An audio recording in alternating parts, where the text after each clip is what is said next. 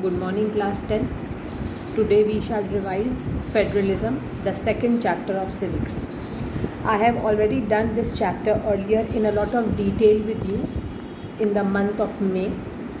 But today let us quickly revise all the important aspects of this lesson. Firstly, I am giving you an introduction, this I had given you earlier also, about Belgium.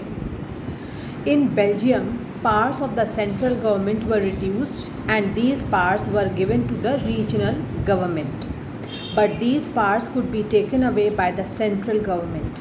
Later in 1993, these regional governments were given constitutional powers and they were no longer dependent on the central government. Now,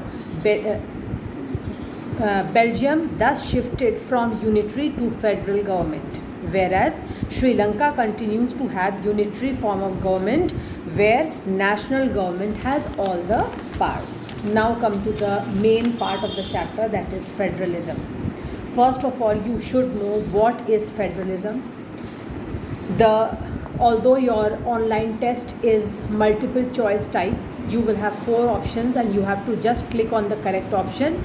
But you should know the definition of federalism also, because any particular word from the definition can be chosen to make choices in the multiple choice type of questions. So you should know this definition properly.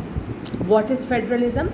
It is a system of government in which the power is divided between the central authority and the various constituent units of the country. Like India. India is a federal country. You can be given in multiple choice questions. Such type of questions can also be given.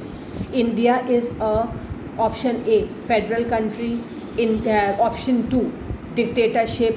Option 3, autocratic rule. Option 4, none of these. So if you know, then you will click on the correct option, that is federal type of government or federal country, whatever is the option. So what happens in a federal type of constitution or in a federal system of governance? The power is divided. The power in the country is divided between the central authority. Like in India, we have the central government and we have the state governments. The power is divided between the central government and the state governments and the various constituent units of the country. Then I had taught you that generally a federation has 2 levels of government. Government for the entire country, that is the central government, and governments at the levels of provinces or state, that is the state government. In India also, you know very well, we have the central government and each state has its own state government. Now the important thing which you should remember here is these levels of government enjoy their power independent of each other. That is, the central government does not interfere in the matters of the state. This is what you have to keep in mind. It can also be asked in any form in multiple choice type of questions. These levels of government, that means the state governments, they are independent of their own administration and the central government does not interfere into the matters of the state government. Now, what is the difference between a unitary form of government and a federal government? Before we do this, let me see what is important from your book from the page number 14 and 15. From page number 14, children, as I just told you that you should know what is federalism. Then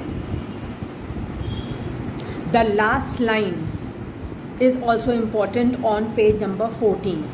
Both these levels of governments enjoy their power and they are independent of one another. That means the central government and the state government both have their own powers and they do not interfere in each other's system of governance.